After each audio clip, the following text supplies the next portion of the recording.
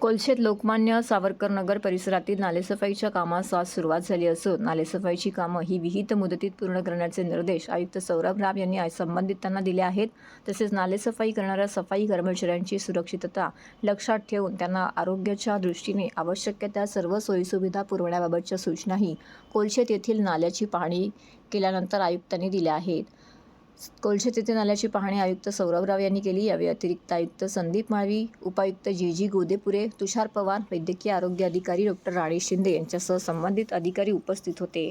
महानगरपालिकेने प्रसिद्ध केलेल्या निविदांना ठेकेदारांचा प्रतिसाद मिळाला असून आजपासून माळशीवाडा, लोकमान्य नगर येथील नाल्याच्या सफाईला सुरुवात झाली असून तसेच येत्या 1 ते 2 दिवसात सर्वच प्रभागातील नालेसफाईला सुरुवात होईल असं आयुक्त सौरभ राव यांनी सांगितलं।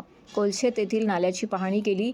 नाल्यात उतरणाऱ्या सफाई कर्मचाऱ्यांची सुरक्षितता लक्षात घेऊन त्यांना हँडग्लोव्ज, बूट, मास्क इत्यादी सर्व साहित्य पुरवण्यात यावे।